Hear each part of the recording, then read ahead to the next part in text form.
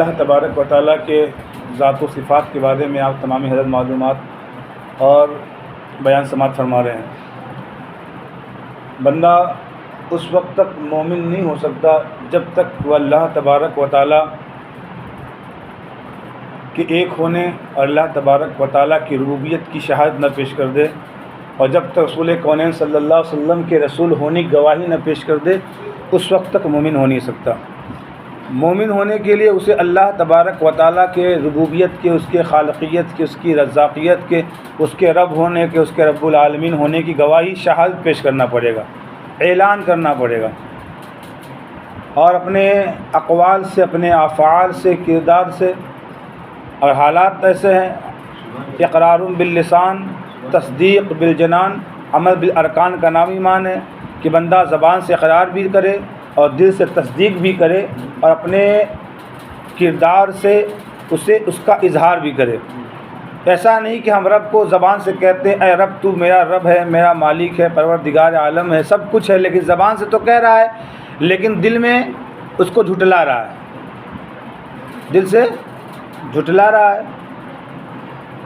تو ایمان تینوں کا نام ہے، دل سے تصدیق قلبی بھی کرے کہ جو زبان سے ہم جس چیز کا اعلان کر رہے ہیں ہمارا دل اس بات کی تصدیق بھی کر رہی ہے اور اس کو ظاہر بھی کرے، اس کو ظاہر بھی کرے۔ ظاہر کیا کرے گا بندہ؟ عمل بالارکان کیا ہے کہ بندہ زبان سے کہہ رہا اللہ اکبر، اللہ ایک ہے، لا الہ الا اللہ کا اعلان کر رہا ہے، اس کے بعد دل سے تصدیق بھی کر رہا ہے، مسجد آ کے نماز بھی پڑھ رہا ہے۔ تو جو نماز پڑھ رہا ہے یہ عمل بالارکان ہے، بندہ ظاہر بھی کر رہا ہے کہ مولا میں تجھے رب مانتا بھی ہوں اور تیری بارگاہ میں جھکتا بھی ہوں اور جھک رہا ہوں۔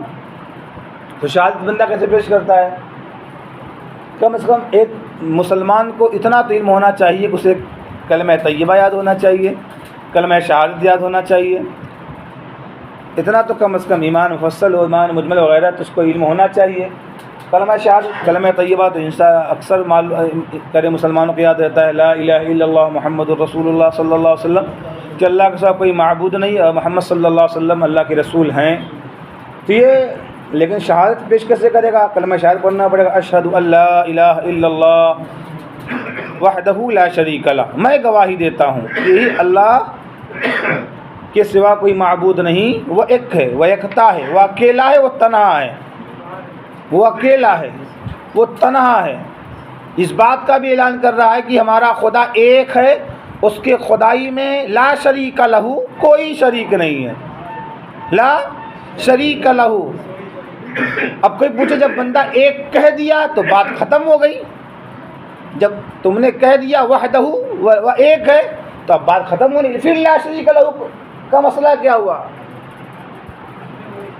ایک جب کہہ دیا تو وہ ایسا کوئی بندہ کبھی کبھی ایک ہوتا ہے اس کا نائب بھی ہو جاتا ہے، اس کا یہ کام یہ نہیں کر سکتے، اگر یہ نہیں تو یہ کر سکتے ہیں۔ اللہ کی ذات ایسا ہے، ایسی ذات اللہ کی ہے کہ وحدہ وہ ایک ہے، لا شریک لہ، اس کا کوئی شریک نہیں ہے، لا شریک فی الذات، نہ شریک فی الصفات، نہ اس کی ذات میں کوئی شریک ہے نہ اس کی صفات خوبیوں میں کوئی شریک ہے۔ اور شرک فی الذات، بندہ شرک فی الذات کرے گا کافر ہو جائے گا۔ جیسے عیسائیوں نے 3 خدا بنا لیے، حضرت جناب مریم کو اور جناب عیسیٰ علیہ السلام کو بھی خدا بنا لیا انہوں نے، اور تثلیث سے قائل ہو گئے، ثالث ثلاثہ کہہ دیا کہ ہمارے خدا 3 ہیں، ایک اللہ، ایک جناب مریم اور ایک جناب عیسیٰ علیہ السلام، یہ 3 خدا بنا لیے۔ جب 3 خدا بنا لیے تو اللہ کی ذات میں جناب مریم کو شریک کر لیا کہ جس طرح اللہ خدا ہے اسی طرح جناب مریم بھی خدا ہے۔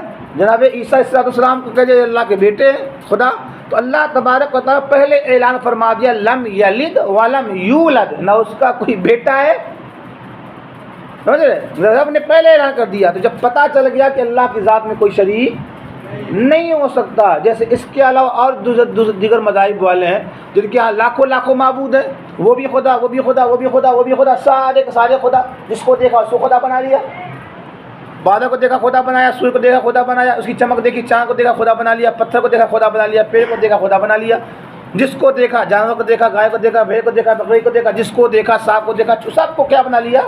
خدا بنا لیا۔ خدا وہ ہے جو پیدا کرتا ہے، پیدا کیا نہیں جاتا۔ خدا وہ ہے جو خالق ہوتا ہے، پیدا کرتا ہے، کن فیکون کے جلوے اس کے اندر ہوتے ہیں. تو لا شریک لہو، نہ اس کی ذات میں کوئی شریک ہے نہ اس کی صفات میں کوئی شریک ہے. اور کوئی بندہ اللہ کی ذات میں کسی کو شریک ہے، یہ بھی یہ کر سکتے ہیں، ان کو بھی اختیار ہے.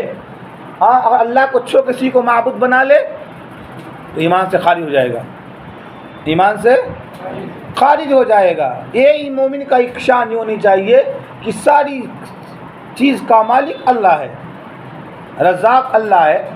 یہ سارے جو کچھ کائنات میں ہو رہا سب چیز یہ اللہ کے اختیار قبض و قدرت میں ہے. وہ جو چاہے، جیسا چاہے، جس طرح چاہے، وہ جیسا چاہے کرے.